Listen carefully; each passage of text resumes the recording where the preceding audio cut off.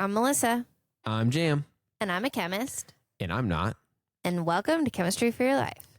The podcast helps you understand the chemistry of your everyday life. Okay, Jim, guess what? What? I have no idea. Today, we're going to answer a listener question, and I think it's going to be a pretty cool one. Oh, sweet. Okay, cool. So today's episode is all about why carbonated drinks explode when you shake them. You know, if you shake a can and then you open it, it goes wild. Yes, definitely. So it's all about that. Okay. It's from listener Cameron L. So thanks, Cameron L., for writing in and being patient, because I think Cameron asked this about 8 weeks ago. Okay, yeah. That seems pretty par for the course, though, on a lot of our definitely questions that end up becoming episodes and you having time to like research them and whatnot. Right. So anyway. Well, actually, I'm glad you mentioned research, too, because this question, I think, is a really good one, and it lets us touch on some foundational topics, but it was actually hard for me to find peer-reviewed journal articles about it. So I used sources that I find are typically reliable. I used something called the UCSB Science Line. So this is at UCSB, which is a university. They ask different professors questions and get a few different answers from different professors. Okay. So other scientists who are doing research answer those questions. And the other one was a Scientific American article as well. Okay, cool. So those are two sources that I generally find to be reliable and in line with other resources I have. It was just actually hard to find things that I would consider peer-reviewed journal articles about this topic. Okay. So I just wanted to give a heads up on that. And is the way you said it, so I'm going to go the way Cameron asked it, essentially? Like the way that the question was worded? Yes. Okay, Cameron said, why do carbonated drinks like soda or kombucha explode when you shake them? Got it. Ooh, kombucha. I definitely have a lot of kombucha explosion stories as well. Yeah, because you used to make it, didn't you? Yes. I've had way more crazy sort of explosions with kombucha than I have with any soda, any time of my life. So I'm very invested in whatever answers you're going to reveal to all of us. Good. I'm so glad. That's actually part of why I was excited to do this and wanted to do it, even though I couldn't find the types of resources I normally do. I feel pretty confident that this is accurate information, and it answers a question that I think a lot of us have, like you with your kombucha experience. And just in everyday life, I think people wonder why that happens. So I'm excited to be able to answer it, even though it's not maybe as thoroughly researched as I normally want it to be. I think this is still valuable to share. Yeah. Okay, and I'm also going to flip the script a little. I thought the best way to teach this would actually be to give you an analogy first. Okay. Which is kind of mean, because then you have to try to come up with a different analogy later, but I think it's worth it. That's true. Yeah, that is kind of mean. But I think I'll allow it just this once, and we'll see how negatively it affects my small corner of things. But I'm very open to it, especially if it helps me understand it better. So yeah, I think it will help understand a little bit easier. So Here's my analogy. Okay. Imagine we're in Star Wars or some similar place, and within the general population, hiding, there are a bunch of rebels, right? Mm-hmm. They're in a crowd of non-rebels. They're hiding in plain sight. Okay. And they need something. All these people who have this sense of injustice and things aren't right, they need something to bring them together to actually make a rebellion happen. Right. On their own, one person does not form a rebellion. Right. You need to do what you can in your own spot, but it's not going to make as big of a difference as when people band together and work towards a common goal. Right. So that's basically what goes on in soda cans. Okay, interesting. Okay, so hold that in your mind, and then we're going to talk about the actual chemistry language, and then I'm going to bring it back to that analogy. Okay, sweet. That sounds great. I like starting it with that. That helps me already. Yeah, I think it will be helpful. So The two main chemistry lessons that you have today are actually ones we've had before, but they're in a different context today, so I think it's valuable to kind of review. Okay. One is intermolecular forces. So intermolecular forces, just to review, we've done a lot of episodes on this. You can go back and listen if you want a more thorough overview. But they are the forces by which two molecules interact with each other. So they're not a bond. They're more like an attraction. You have one molecule that's partially negative, it's going to be drawn to a molecule that's partially positive. Or if two molecules come close together, you can temporarily make them be attracted to each other by shifting the negative electrons to one side and making a partial positive. Okay. So they're not a true bond, but they are an attraction of negative and positive forces as they come near one another usually. Right. So intermolecular forces are actually responsible for things being dissolved. And literally what something dissolved is that molecule is surrounded by molecules of another substance, right? So if you dissolve sugar in water, the sugar's still there. The bonds inside the sugar don't break. They just get surrounded by water. And when they're surrounded by water, they go into the water solution. They make a solution together. And they're enveloped with these water molecules. Right. So that's what being dissolved means, is you have a molecule, and due to intermolecular forces, it will be all surrounded by the liquid molecule or whatever it's dissolved in. Right. Okay. So normally in a soda can, you have carbon dioxide that's dissolved in the water, syrup, flavor mixture. Uh-huh. So you have the CO2 molecule it would be a gas if it could be, but in this case, the individual molecules are surrounded by the other molecules, water, syrup that's inside the soda. Okay. And the intermolecular forces are what's keeping these things surrounding the CO2. Okay. And in order for these CO2 bubbles in order for these CO2 molecules to form bubbles that then you see in your soda and they rise to the top and they kind of pop and go away, they actually have to overcome those intermolecular forces and the tension that's holding the water molecules and the sugar molecules around them come together, and enough of the CO2 molecules have to come together to make a dent, literally a space in the rest of the liquid that's present, and that's when you will see a bubble. Yeah. Okay. So when you see a bubble forming and getting bigger and bigger, what you are literally seeing is carbon dioxide molecules, if it's a CO2 bubble. Yeah. Carbon dioxide molecules finding each other against the odds, overcoming all the intermolecular forces that are holding them apart. They find each other, and they stick together with their intermolecular forces between one another.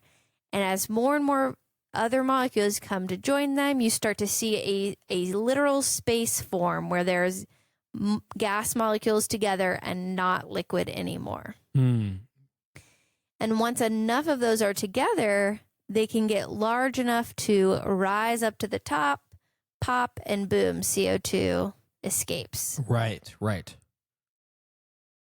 So that happens whenever you open your soda.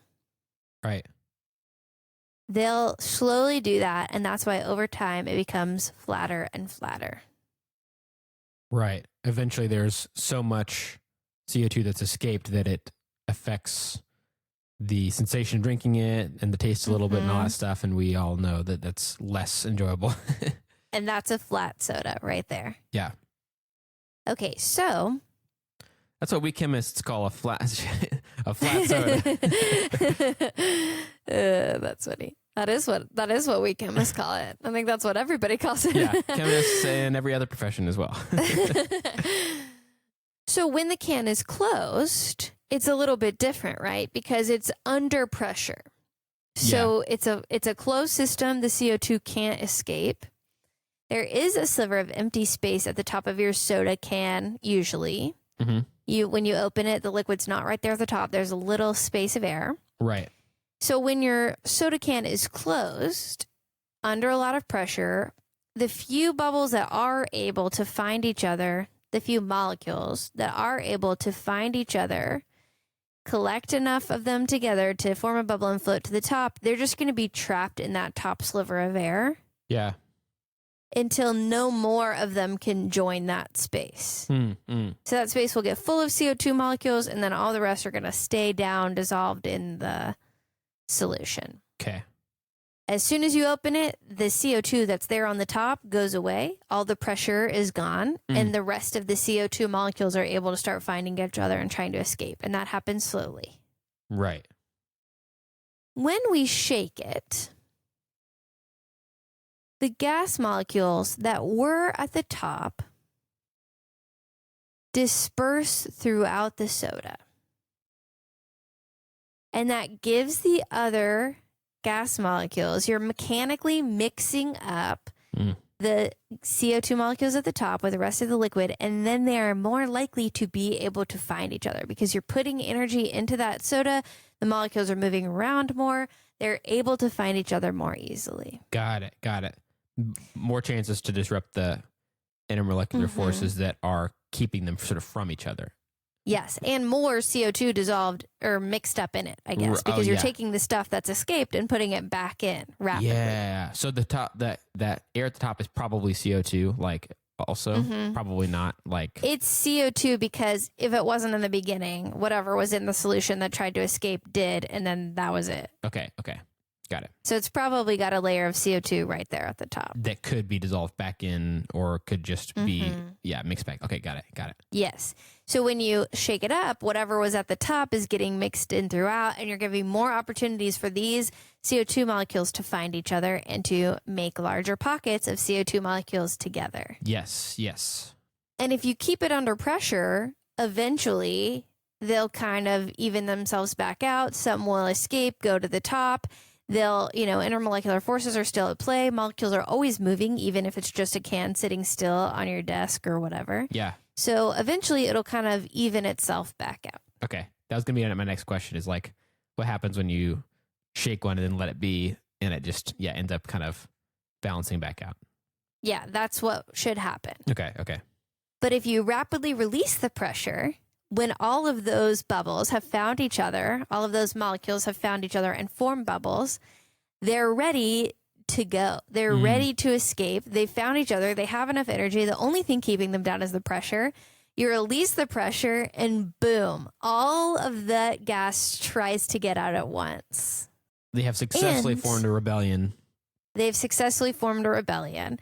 So the way I think of that is the CO2 molecules at the top are the leaders. We disperse the leaders throughout the can.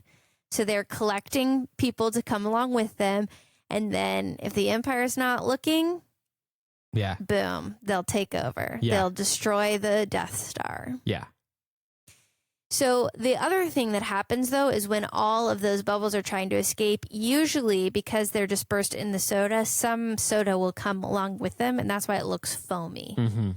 Is the whatever molecules are all in the soda are also coming out with the air. It's not straight air bubbles because it's happening so fast that like soda molecules are getting trapped in there and it's just pushing everything out so it can find its pressure or even out its pressure as fast as possible. Right. So that is why soda cans explode when you shake them. Huh.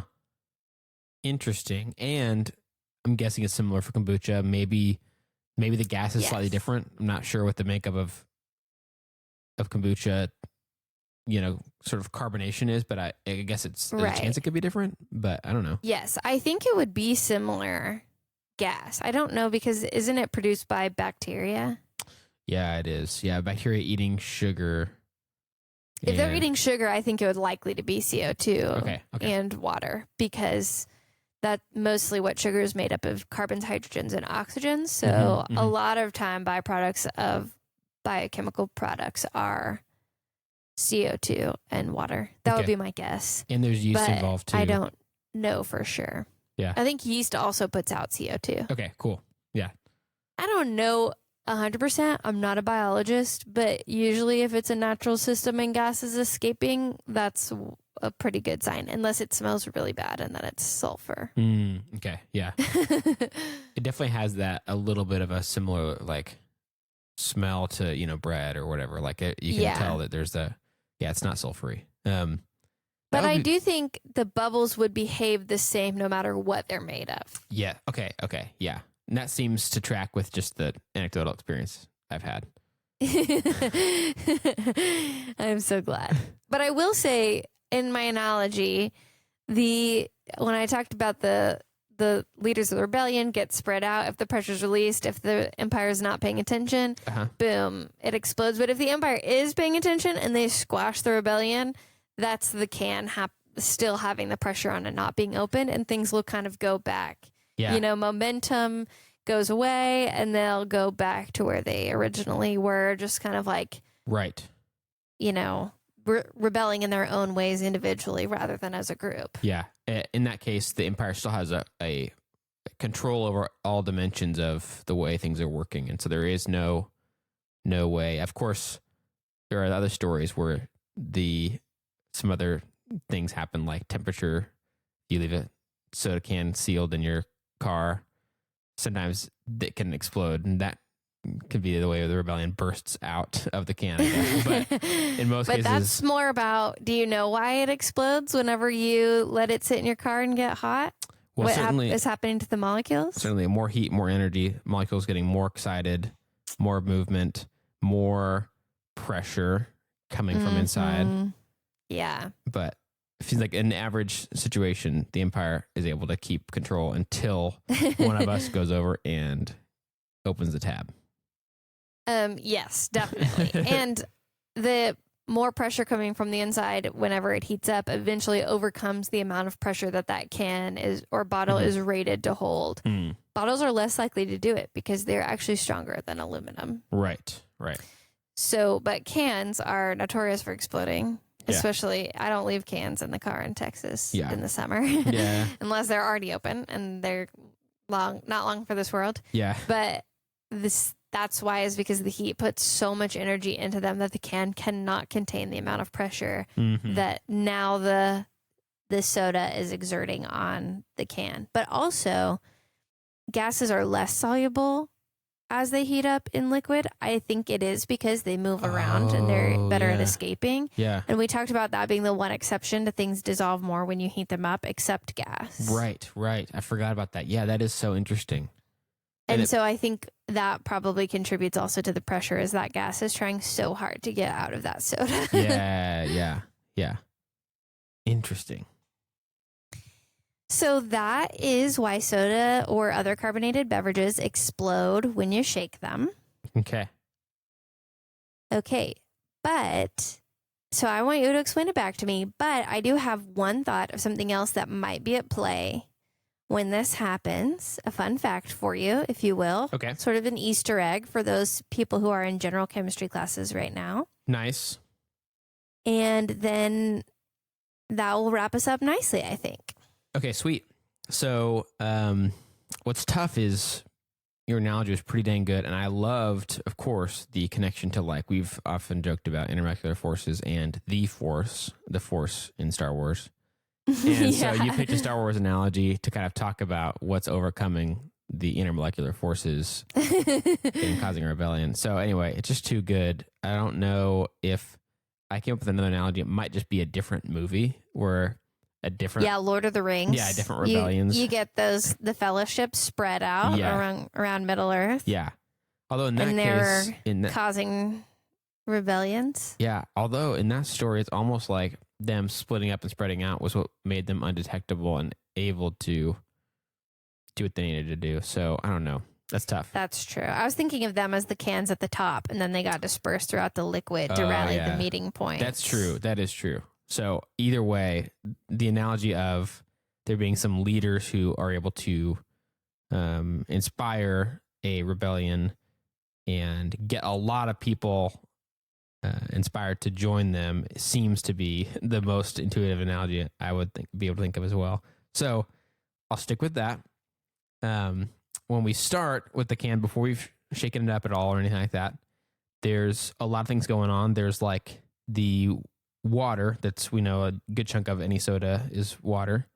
And then there is syrup, which is all the flavoring, as well as like the sweetener and all that stuff in there.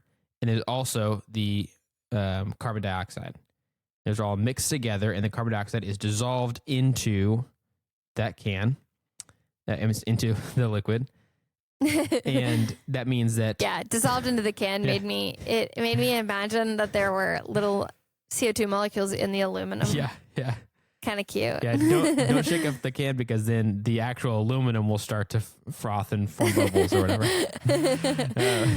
So there's all this carbon dioxide dissolved into the soda, into the liquid, which means that all the molecules of that gas are still there, still together. It's still carbon dioxide, but they are kind of dispersed throughout and then surrounded by the other things there. It's been dissolved into it and held by intermolecular forces to where these molecules of carbon dioxide are being kind of held individually, or at least in small groups, not big enough to form a bubble quite yet, or not a lot of bubbles anyway. And it's at this very kind of calm, not anything crazy happening, peaceful situation for the most part, when the can is just sitting idle. Yes. All those. I mean, things are still moving around, but they're not able to do much. Yeah, no significant rebellions, no empires being overthrown quite yet. Right, so to speak. Right. And then when we shake it up, there's this CO2 hanging out at the top, where there's that little gap. When we shake it up, we are able to, one, get that CO2 that's right there kind of mixed in back into the soda. And then also we're able to just help a lot of those other small CO2 molecules sort of be able to overcome the intermolecular forces that are holding them separate, and they're able to start finding each other more. Right. Forming, which is able to create bubbles. Once a lot of those molecules find each other, they are able to be strong enough together to form some space. Yes. For their gas to make a bubble. And when I think of that too, like if you imagine having a can in your hand and you're shaking it up, we're just really giving more opportunity by putting that energy in it and mechanically mixing it. Yeah. We're giving more opportunity for the CO2 molecules to run into each other and then stick together. Right. Oh, you're my buddy. I want to be with you. Yeah. You know? Yeah. And then if we do that and then quickly afterward open the can, then we are able to, and things have not calmed back down in the can yet, then there's all this room for these bubbles that have been forming to start escaping, so that they're not held back by the limitations of the aluminum can. And we've been able to let all these CO2 molecules find each other, create bubbles, and then we've been given the opportunity to let themselves out. And they also start pushing out, because of all the craziness happening.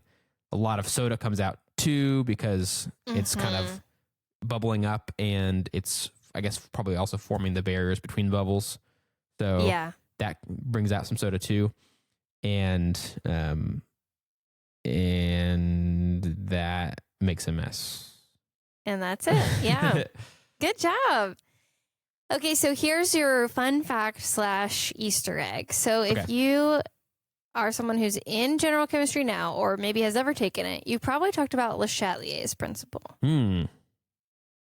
And essentially what Le Chatelier's principle says is, once something has reached equilibrium in a closed system, if nothing changes, the forward reaction and the backward reaction are happening at the same rates. This is not your main chemistry lesson for today, so don't worry too much about it. Okay.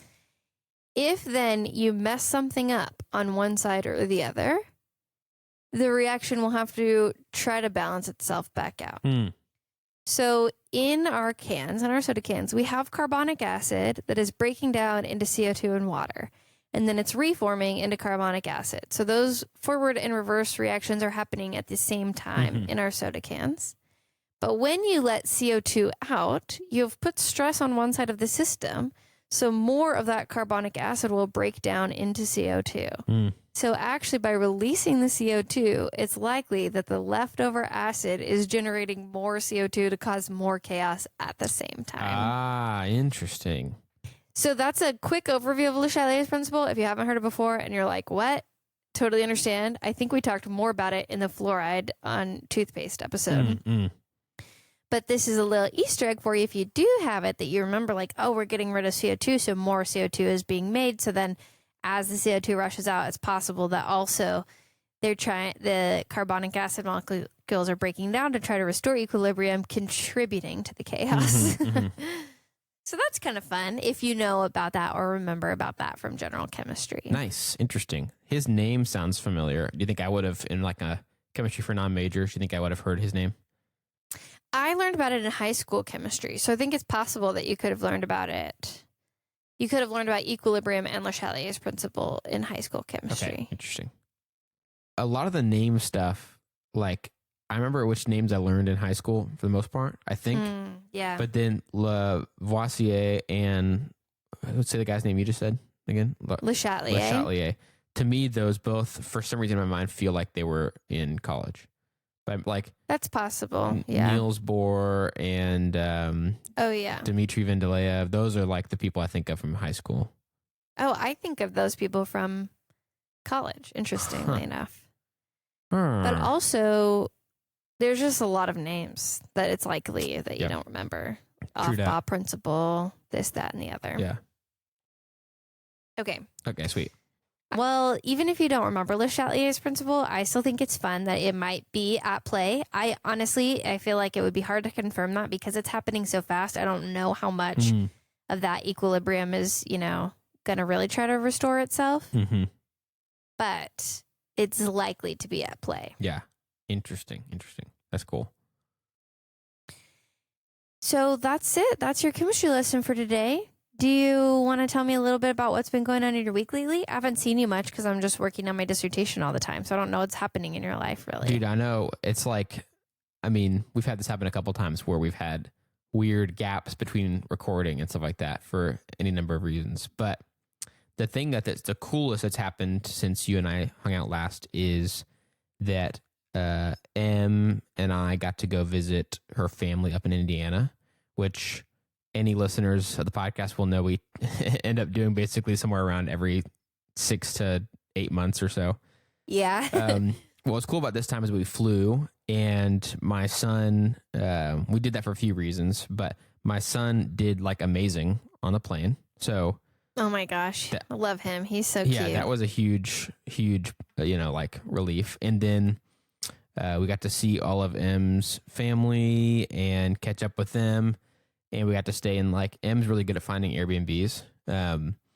Yeah, she really is. Yeah. And so I joked about it in our the story I posted last week, or 2 weeks ago, whenever that was, that we were there, and how there are just family photos all around the Airbnb, but of someone else's family. But so it was pretty fun, and that trip can always be exhausting, but also just be good to get a chance to catch up with so much family at once. Yeah. And it went off without a hitch. We're a little risky trying to do the whole airplane deal, and but it saved us so much time not having to drive. And because my son's under 2, he was free. So all these things that were like, we just gotta try at least once, Yeah. So anyway, it was fun. And I actually did take Jam and Emily to the airport this time. That's right. So I knew that you went there, but I didn't get to pick you up, so I didn't know how things were. So it's kind of nice to hear a little update on how it went. That's true. And what's funny is that while you were driving us to the airport, we kind of had some, throwback conversations about the time you took us to the airport early in the days of the podcast when Em and I went to New Zealand for 3 or 4 weeks or whatever. And that was it was a weird little deja vu kind of deal where it's like, whoa, the last time we did this exact thing was a long time ago, and before there was a pandemic, and before you had a son. Before I had a son, and before the podcast had been going on this long, and all these things that were just kind of fun to talk about. But yeah. Think about, yeah. But that's me. That's what's been happening in my life. What about you? I haven't had a chance to catch up with you in a while either. Well, nothing much has changed for me except that I'm working my dissertation all the time still. Mm-hmm. And so I do want to warn our listeners, if there's any disruptions in our schedule or the episode you're expecting to come is maybe not the one that came, it's likely because my dissertation is due to my committee. So it won't be my final thing. I'll have to turn in my dissertation and then have my defense, but it's in 1 month. So it's game time now. Yeah. And so that's pretty much the same. None of that has changed really, except my husband and I did book an Airbnb with no Wi-Fi in the woods. Whoa. So that I can go write in the last few days. So it's due April 18th. So we're going to go that week to an Airbnb, and I'm just going to be locked in a cabin. I'm going to make myself a little schedule, wake up, go for a walk, come back, write until lunch, go for a walk, eat lunch, write until dinner. Yeah.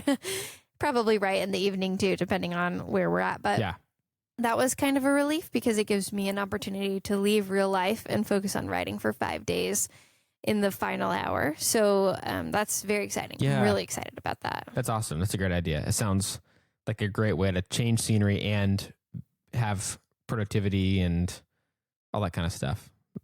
Yeah, I think it'll be really fun, actually. Yeah. So I'm excited about that, but otherwise nothing else happens to me. I just spend all my time writing.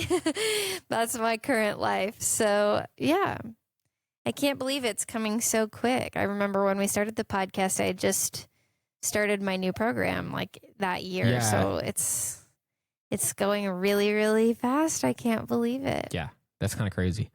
Well, we're still rooting for you, so keep trucking. Thank you. I appreciate it. I need all your prayers, good thoughts, good vibes. I need them. Send them my way. Absolutely. There's not much else we can do than that. I'm sure you don't really want us trying to help you write it. So we'll just keep our distance and send the vibes, thoughts, prayers. So yeah. My friends are like, oh, well, how can we help you? And I'm like, you can come sit quietly next to me while I work constantly. Yeah. That would be that's the biggest blessing in my life right now is company without expectation. Yeah. Totally. So yeah, that's what's going on with me. Well, cool. So I'm really thankful to all those friends who have done that. And I'm also really thankful to y'all for sending your thoughts and prayers and good vibes and for taking the time to learn about chemistry with us today. This is a nice break from the grind of dissertation life. Dude, yeah, I'm sure. Well, thanks for teaching us. Thanks for taking that break and teaching us something cool about exploding sodas. And if you have any ideas like Cameron did, who sent the question about why sodas explode in the first place, you can reach out to us on Gmail, Twitter, Instagram, or Facebook at Chem for Your Life. That's Chem, FOR, Your Life, to share your thoughts and ideas with us. If you'd like to help us keep our show going and contribute to cover the costs of making it, you can go to ko-fi.com/Chem4Your-Life or tap the link in our show notes to donate the cost of a cup of coffee. If you're not able to donate, you can still help us by subscribing on your favorite podcast app and rating and writing a review on Apple Podcasts. That also helps us to share chemistry with even more people. This episode of Chemistry for Your Life was created by Melissa Collini and Jam Robinson. References for this episode can be found in our show notes or on our website. Jam Robinson is our producer, and we'd like to give a special thanks to V. Garza and S. Navarro, who reviewed this episode.